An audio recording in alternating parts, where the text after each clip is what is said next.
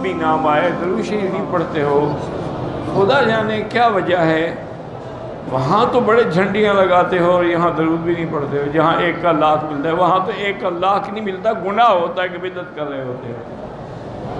وہاں تو درود پڑھنا جو ہے میلاد میں وہ تو بدعت ہے، بدعت میں تم بڑے جھوم جھوم کے درود پڑھتے ہو، اور جہاں 1 پر 1 لاکھ درود کا ثواب ملے وہاں تمہارے منہ سے صلی اللہ علیہ وسلم بھی نہیں نکلتا۔ لیکن ایک بات یاد رکھیں کہ اگر حضور کا درود زبان پہ جاری نہ ہو اور درود میں لذت نہ ملے تو سمجھو میرے دل کے اندر سیاہی آ گئی، شقاوت ہے اور بدبختی۔ علاج کیا ہے؟ استغفار، کہ زیادہ سے زیادہ استغفار کرو اور اللہ سے دعا مانگا کرو کہ یا مقلب القلوب ثبت قلوبنا علی دینک، یا مصرف القلوب صرف قلوبنا الی طاعتک۔ اسی طرح دعا ہے اللہم ارزقنی حبک وحب نبیک وحب من یحبک وحب عمل من یقربنی الی حبک۔ یا اللہ ہمیں اپنی محبت نصیب فرما، اپنے پاک نبی کی محبت نصیب فرما، اور جو اللہ رسول کو محبوب رکھے ان کی محبت نصیب فرما، اور ہمیں وہ عمل نصیب فرما جس سے اللہ اور اللہ کے رسول کی محبت میں اضافہ ہو۔ تو ہمیشہ یاد رکھیں کہ دعا میں رونا نہ آئے اور درود پاک پڑھنے میں لذت نہ آئے تو سمجھو کہ میرا دل سیاہ ہو گیا ہے، شقاوت آ گئی ہے، اس شیشے پہ زنگ لگ چکا ہے، اور شیشے پہ جب زنگ لگا ہو نا تو آدمی کو اپنا چہرہ بھی صاف نظر نہیں آتا۔ تو اس لیے ہمیشہ اس کا علاج یہی ہے، وضو ہو نہ ہو، چلتے پھرتے استغفر اللہ استغفر اللہ استغفر اللہ، اور دل میں یہ ہو کہ اس سے میری دل کی حالت ٹھیک ہو جائے۔ اسی لیے آپ نے دیکھا نا کہ اولیاء اللہ دل کی حالت پہ زور دیتے ہیں اور دلوں پہ ضرب لگواتے ہیں، تاکہ دل ٹھیک ہوگا تو بات ہوگی نا۔ ہمارے ایک بزرگ تھے، فوت ہو گئے، میرے استاد بھی تھے۔ میں نے جب ان سے پڑھا ہے نا، میرے خیال میں اس وقت ان کی عمر 90 سال کے برابر تھی۔ 10 سبق بھی پڑھاتے تھے، حدیث کے بھی، فقہ کے بھی، صرف نحو منطق، ہر فن کی کتابیں پڑھاتے تھے، اور روزانہ 1 لاکھ درود شریف بھی پڑھتے تھے اس بڑھاپے میں۔ اس بڑھاپے میں اتنے سبق پڑھاؤ، یعنی صبح کے بعد بیٹھتے نا، دوپہر ہو جاتے تھے سبق پڑھاتے پڑھاتے۔ اچھا پھر اس کے بعد 1 لاکھ درود شریف پڑھتے۔ یہ اللہ کی مرضی ہے، جس کو وہ درود پڑھنے دے نہ پڑھنے دے۔ اصل بات جو میں آپ کو بتانا چاہتا ہوں نا، تو میں نے ایک رات دیکھا، میرے ساتھ بڑی محبت کرتے تھے والد صاحب کی وجہ سے،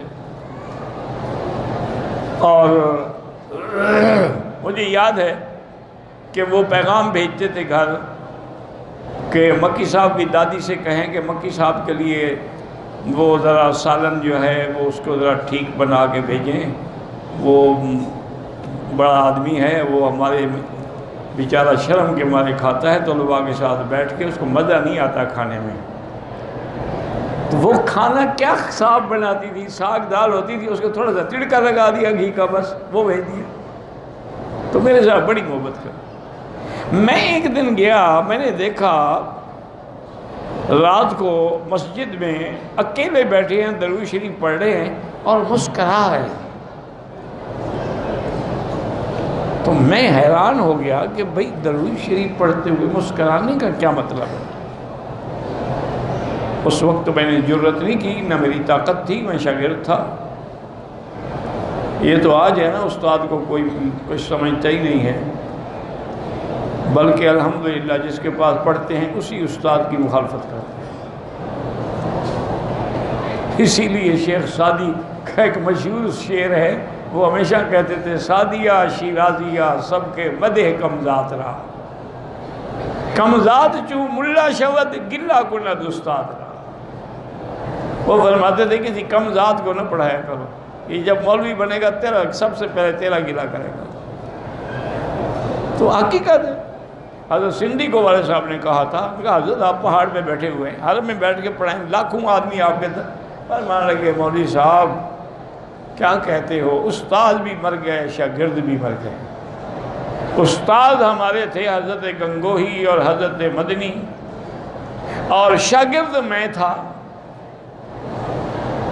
کہ بغیر گناہ کے صرف استاد کی خدمت کے لیے جیل ساتھ چلا گیا. انہوں نے کہا آج تو جن کو ہم پڑھاتے ہیں وہ سی آئی ڈی میں جا کے ہماری رپورٹیں دیتے ہیں، ان کو پڑھانے کا کیا فائدہ ہے، ان سے تو نہ پڑھانا بہتر. تو خیر دوسرے دن صبح کو کبھی کبھی شفقت فرماتے تھے، کہتے مولوی مکی کی چائے لے آؤ. میں چائے بنواتا تھا نا اپنی ان سے چھپ کے کہ ان کو پتہ نہ لگے، حالانکہ ان کو پتہ لگ جاتا تھا. میں ناشتہ الگ بنواتا تھا تو بھائی مولوی مکی سے چائے کی پیالی لے آؤ، چائے لے. میں خود لے کے گیا، اب استاد ہیں. میں نے کہا حضرت رات آپ بیٹھے مسکرا، تم کہاں تھے؟ میں نے کہا حضرت میں کھڑکی سے دیکھ رہا تھا. کہنے کہ درود شریف پڑھتے ہوئے اتنی لذت آ رہی تھی کہ میرا منہ میٹھا ہو جاتا تھا. آپ کو بھی کبھی لذت آئی ہے درود میں؟ کہاں سے لذت آئے؟ ہمارا پتہ مسلمان بھی ہم ہیں کہ نہیں ہیں. مجھے خود والد صاحب نے بیماری کے دنوں میں آخری دنوں میں کہا دیکھو دیکھو باغ دیکھو، سبحان اللہ کیسا خوبصورت باغ ہے. میں نے کہا نعوذ باللہ والد صاحب کے دماغ پہ اثر ہو گیا ہے، بڑھاپا ہے نا، کہاں باغ ہے. میں نے کہا حضرت کہاں سا باغ؟ کہا درود شریف پڑھتے نہیں ہو تو تمہیں باغ کہاں سے نظر آئے؟ درود پڑھو تو تمہیں بھی نظر آئے نا. تو اس لیے کم از کم چلو آگے پیچھے نہ پڑھو، جب نام سنو اس وقت تو پڑھ لو، چونکہ نہ پڑھنے والا تو بخیل ہے کہ حضور کا نام سنے اور نہ آپ پہ درود بھی نہ پڑھے. چلو پورا نہیں پڑھ سکتے ہو تو صلی اللہ علیہ وسلم